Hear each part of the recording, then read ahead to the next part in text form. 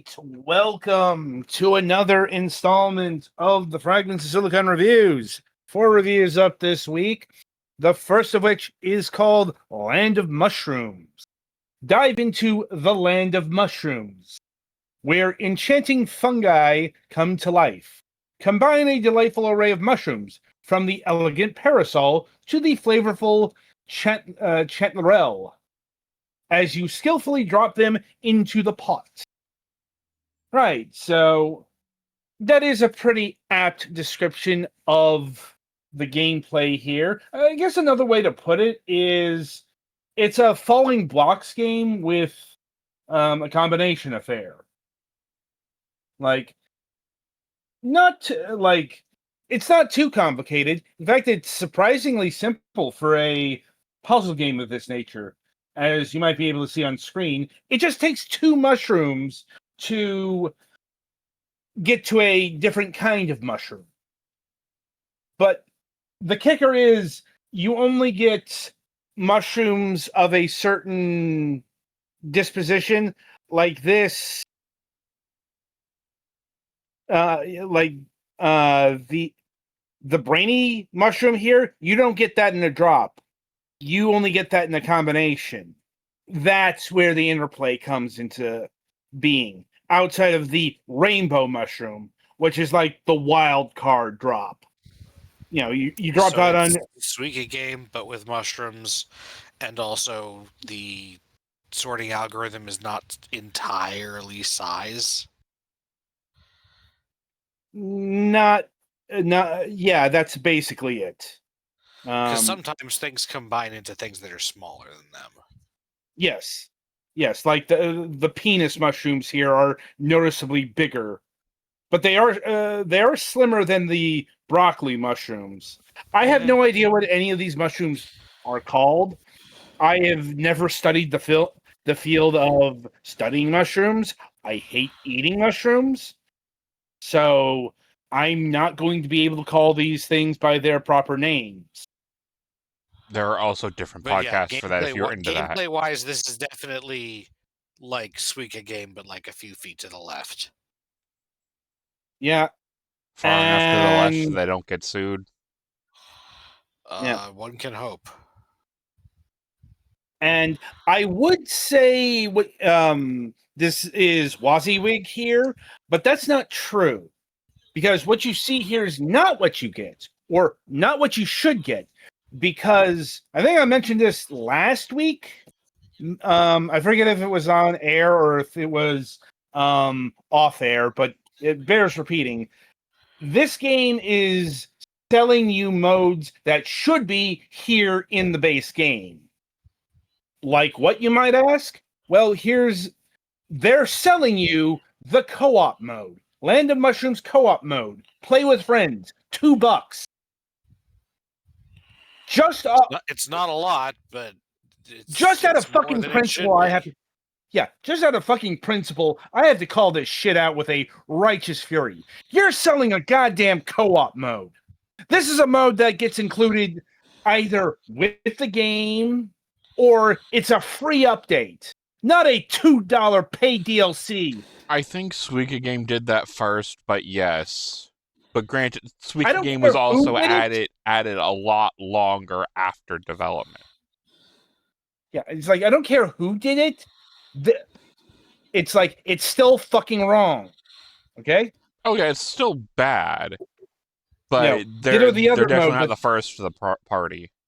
Right. Oh, no doubt. But it's like, still got to call it out.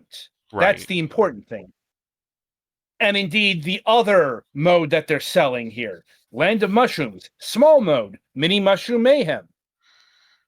What's this mode? Well, it shrinks all the mushrooms to have more space, in order to enjoy longer relaxation sessions, according to the description here. So basically, Zen mode in every PopCap game ever. There's still a fail state, from what I understand. Well, yeah, here. you can still fail in Zen mode on stuff like Bejeweled. Yeah, fair enough. But yeah, I think that's the idea here. It's also an easy mode. But once again, the point is, why is this not in the base game? Why are you selling this for $2? Like, and there's other DLCs which are more the expected kind of DLCs, i.e., they're selling you backgrounds and skins, which you can also see as abhorrent. But let's be honest, this is beyond normalized. It's like this argument. Yes, mostly. Outside of the sweet home drawing background, which is free. The rest are $1. Indeed, the entire DLC bundle comes to a grand total of $8.93, which, once again, isn't all that much, but with some of these, it's just the principle of the thing. Like, because the DLC costs as much as the base game itself. Okay, so they are charging like more than $1 for the base game. Yes, they're charging $2,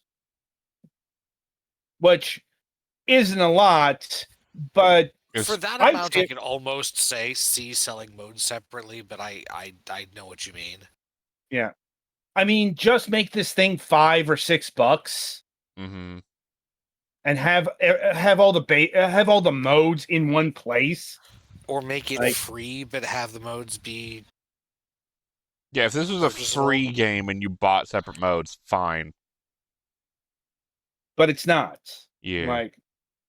As far as the game itself, it's decent. It's got no staying power. Yeah. It's kind of the same with a Suika game. Like, you can get a few moments of fun out of it, but as you can see, people aren't really talking about it much anymore because there's not a lot of staying power to the game. Yeah. This game is going to last you an hour, maybe a bit more if you're an achievement hunter, because this has pretty criminally easy achievements to get. Even the ones that you won't get in your first round or whatever, you're going to get pretty quickly. But it's that's still not a worthwhile endeavor on Steam, because Steam doesn't believe in the meta rewards. You don't have any gamer score. You don't have any platinum trophies to get. It's a lot harder to do what they call the E-peen with Steam achievements. They're kind of there because it's outside of Nintendo, and even then, it's kind of the industry standard. But aside from that, honestly, I just say download the demo. I don't know how much of the game is there, but this game has a demo, and I'm gonna bet that the demo is gonna give you enough of a taste of this game to last you. Unless it's a timed demo, 15 minutes, and then you can never play anymore, or something like that. Even then, 15 minutes is enough. Ordinarily, at $2, the cup of coffee zone, I would say, who cares? But I find the DLC crimes on display so egregious and the gameplay so effervescent, if indeed ephemeral. If you don't know what those words mean, look them up. To be not worth even a $2 investment here. I'm it's not a bad game. It's just probably the most nothing game I've reviewed this year.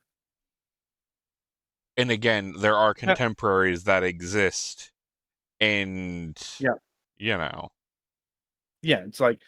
falling block type games are pretty rare these days, but even on even in modern day times, you can do better than this. Well, straight up the game this is theoretically aping Suika game also is just there. You could go play it. That's what I'm talking about. Yeah. Anyway, yeah, that'll about do it for Land of Mushrooms here.